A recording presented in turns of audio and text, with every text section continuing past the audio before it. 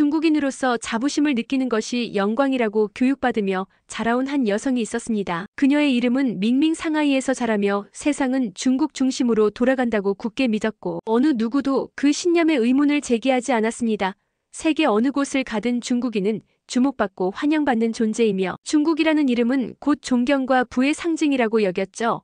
그녀의 부모도 그런 교육을 당연하게 받아왔고 학교에서도 교수들도 정치권도 하나같이 중국의 위대함을 노래했습니다. 그러나 그렇게 자부심으로 무장한 그녀가 한국 땅을 밟으며 첫 번째 충격을 마주하게 됩니다. 모든 외국인들이 중국인과 친구가 되고 싶어 한다는 말은 어디까지나 환상에 불과했고 한국 사회에서 중국인은 그저 존재감 없는 이방인이었습니다.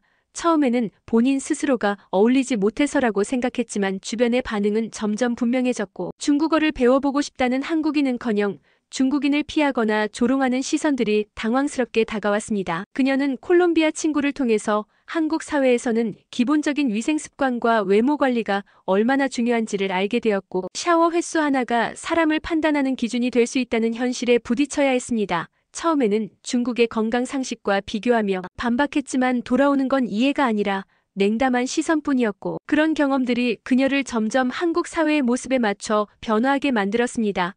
스타일을 바꾸고 한국식으로 옷을 입고 매일 샤워하고 머리를 감고 화장까지 하기 시작하면서 그녀는 사람들의 반응이 달라졌고 친구도 생기기 시작했죠. 하지만 그 변화는 곧 자아의 혼란으로 이어졌습니다. 나는 누구인가? 나는 왜 이렇게까지 변해야 하는가? 그리고 중국인이라는 정체성은 과연 무엇인가를 묻게 되었던 겁니다. 나 같은 중국 유학생들조차 외모나 태도가 한국인 같으면 더 친근하게 대했고 그녀가 중국인이라고 밝히면 오히려 놀라는 반응을 보였습니다.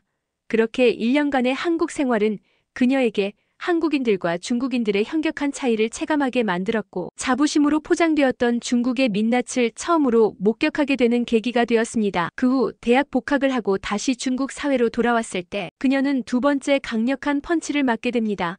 그것은 바로 유럽 단체 여행에서였습니다. 40명의 중국 대학생들과 함께한 유럽 투어는 마치 중국 내부의 축소판 같았습니다. 해외에 나와서도 현지 문화를 경험하려는 노력이 아닌 중국식 식당만을 고집하고 길거리에서 큰 소리로 떠드는 모습까지 그대로 이어졌습니다. 현지인들은 그런 단체를 기피했고 식당에서는 대놓고 중국인을 받지 않으려는 모습을 보였으며 프랑스에서 중국인 단체를 거부하는 식당이 늘고 있다는 사실을 그녀는 직접 체험하게 됩니다. 참다 못해 그녀는 자신이 한국인이라고 속였고 그렇게 하자마자 태도는 급변했습니다.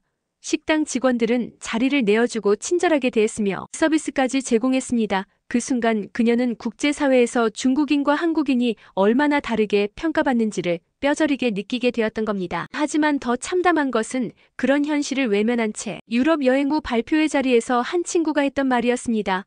프랑스인들이 우리를 부러워했고 친구가 되고 싶어 했으며 다가오지 못한 건 그들의 소심함 때문이었다는 해석은 사실 왜곡을 넘어서 거짓말이었고 모두가 박수를 치는 그 순간 그녀는 고개를 들 수 없었습니다. 현실을 알고 있는 소수는 침묵할 수밖에 없었습니다. 목소리를 내는 순간 공격받을 것이 분명했기 때문입니다.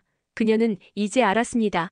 중국이 세상의 중심이라고 말하는 것은 교육의 결과일 뿐이며 세상은 그렇게 호락호락하지 않다는 것을 한국에서 한국인처럼 살아야 했고 유럽에서 한국인이라 속여야만 인정받았던 자신의 경험은 중국인으로서의 정체성에 큰 균열을 가져왔습니다. 중화 사상은 단순한 자부심이 아니라 외부와의 단절이 만들어낸 왜곡된 세계관이라는 것을 깨달았고 이제는 진실을 말할 수 없는 사회 속에서 더욱 침묵하게 되는 자신을 보며 답답함과 절망을 동시에 느끼게 되었습니다. 이렇게 해외를 다녀와도 현실을 있는 그대로 이야기하지 못하는 사회 구조가 있는 한중화 사상은 무너지지 않을 것입니다. 그저 시간만 흐를 뿐 다시 그 왜곡된 믿음 속으로 돌아가는 사람들이 많기 때문입니다.